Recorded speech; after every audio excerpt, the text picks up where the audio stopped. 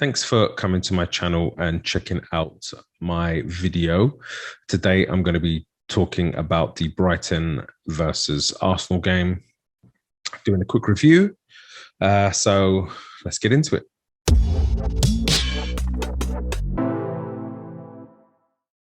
So first of all, the lineup came out, and when the lineup came out, it was what I've wanted to see for a few weeks now. When I've been posting the team I'd like to see on Twitter, it's been the same team with Sambi and Partey in the middle. That back four is pretty much set and picking itself now. And then the front line, this was the same front line that played against Spurs. And so I was quite excited to see, what would come from the lineup. There's this notion about Brighton, as Brighton should be an easy team to play against. We should be able to roll them over because they finished 16th last season, which is crazy. They're a different team this season. Last season they had an average of 44% possession per game. Today they're averaging this season they're averaging around 57%. So the idea for them is clear. They want to keep hold of the ball. They want to, utilize the ball better. And to be fair, they've done it. There's elements of the fuego de posición that they're working on, their rotations, and they look very good. I think it's easy to say that they will be having a much better season and they will be clear of any kind of relegation battle this year.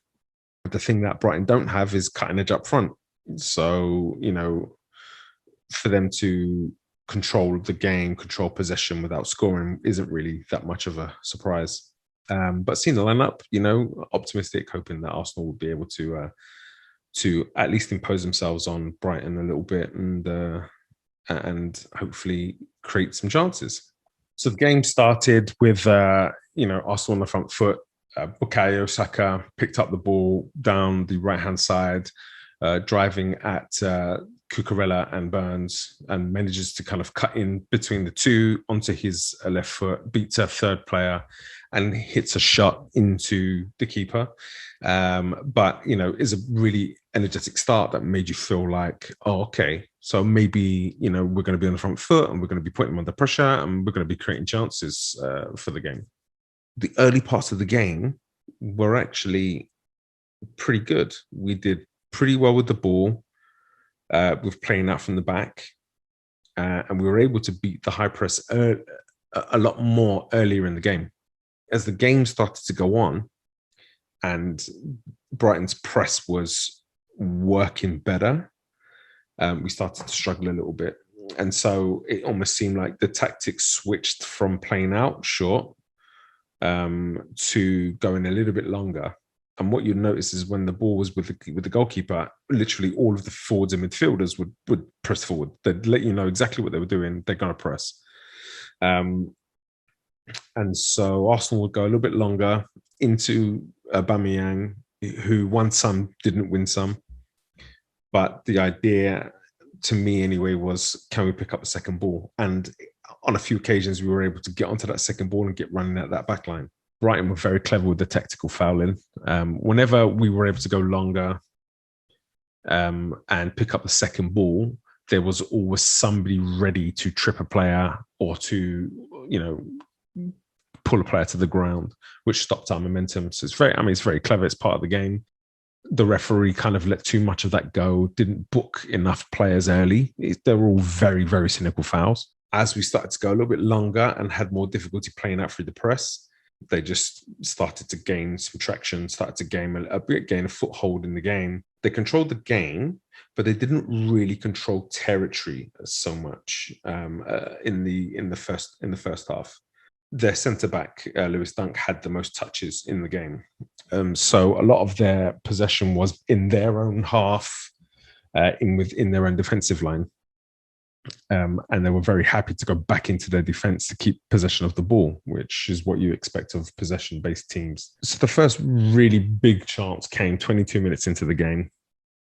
There was a ball played down the outside by Tomiyasu down the line, and Dan Burns came across as if he was going to be able to cut it out, and he didn't. and the ball basically, the movement on the ball came inside Burns. Saka ran round him, got onto it. And instead of squaring it earlier for Aubameyang, he decides instead to take a touch, and the touch again is just a little bit heavy, and leads to him having to chip to the back post for Aubameyang. Aubameyang tries the header, hits the post. That's pretty much the best action we had for the half. And then from the sort of 25-minute mark, Brighton pretty much took over, started creating chances. A lot of the chances were kind of from outside the box, shooting from outside the box. Balls being put into the box for kind of half chance headers and that kind of thing. And they didn't really create much. As the game went on, more and more chances were being created by Brighton. Arsenal had the odd chance here. Partey looking to set back to him and looking to pass it into the near post, a couple yards wide. Smith Rowe later in the first half, put a wicked ball in that Dunk went for but missed, which kind of threw Aubameyang off a little bit, and Aubameyang wasn't able to react to it. So the first half they definitely shaded the half in terms of ball possession, in terms of territory, although it wasn't our final third so much, but it didn't really create much from it. We were definitely kind of far more dangerous than they were. They had 8 shots, we'd had 4 by the end of the first half, and they hadn't hit the target, and we had. Into the second half, Odegaard started to have some problems with his first touches. He wasn't able to keep the ball under control. You could see the frustration building in him, and then he went off, and we really struggled. We couldn't play through the lines at that point when he wasn't on the field. He's the player we're looking at to link things, and when he's not on the field, we struggle in terms of playing through those lines. And so we were going longer into Aubameyang, and Aubameyang, is never been that player who can back into a defender and hold the ball up. Some of his movements were good. He's doing a good job of coming off the defenders and trying to link up that way. But with the conditions, the ball wasn't sticking. When Lacazette came on, he's much better at, the layoff game.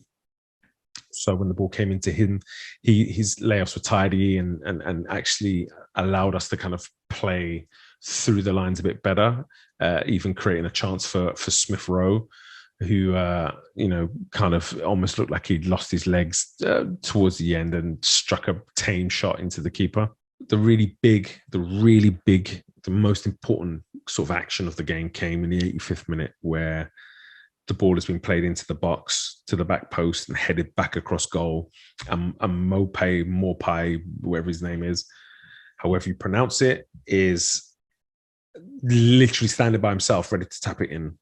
And out from nowhere comes Aaron Ramsdale, super keeper, to get a really good, strong hand on the ball, get it away from the goal area, which then just allowed Arsenal to clear it. It was pretty much the one time, maybe a few times, he was really called into serious action. And as I said earlier, to be able to have the concentration, when you haven't been involved in a game as much, just paints him in an even better light, as to just how important and how good a goalkeeper he is. One thing that was really good about the game was defensively, we were pretty solid. We didn't really give any clear-cut chances away. Our centre-backs defended heroically. Ben White was very good in this game, as was Ramsdale, who didn't have much to do by way of dealing with shots and that kind of thing. He didn't really have much to do, but consistent in his talking to the backline, consistent in his organisation of the backline. Whenever he had to use his box to come for anything, he did it. And, the small things he had to do, he did very, very well. But then what was telling was later in the game, when there was a big thing, he was on song, ready, not, he hadn't fallen asleep, hadn't got bored, concentration was there, came and dealt with it very, very well. And I'm liking what is happening with our defending at the moment. What you can see about Brighton is that they're well marshaled, they understand exactly what's needed from them, and they do it. They also defended on a 1v1 level much better than we did. Part of their defensive game was to actually follow players 1v1. Smith Rowe, you can see in the second half, started to come much wider to see if he could pull his marker right out wide. And the player went with him on a few occasions, which basically gave us less room and gave Smith Rowe less room to kind of drop into those spaces and pick the ball up. I feel like it's something that should have been recognised, and by having players go in, so Smith Rowe coming wide and players going past him or diagonal runs into those spaces, would have helped open things up. And so we should maybe have been a little bit more direct into those kind of wider spaces. The question always is going to be, how do the conditions play into that? If you're not able to play an accurate long pass, is it worth doing it that way? You never know. Ultimately, a poor performance against a very good side. They capitalized on their momentum. They capitalized on being able to control the game because we were, a little out of sorts in the game. I don't think it's as bad as is being made out. I don't think, there's issues in this team and, we're going to struggle for the rest of the season. I don't think that's the case. Brighton have always been defensively a very strong unit. They're one of the better defensive teams last season. You just have to look at their back three, the size of their defensive, the defensive core, and how aggressive and how physical and how prepared they are to throw themselves at everything. That tells you everything you need to know about them defensively. So a point in the grand scheme of things is a good point. And I've got no doubts going into that next game. Things will be improved. Hopefully you've enjoyed listening to my review of the game. If there's anything I missed, or if there's anything you want to add, please feel free to add it to the comments here. You can also comment on my social media. That's sensible_gunner on Twitter and Instagram.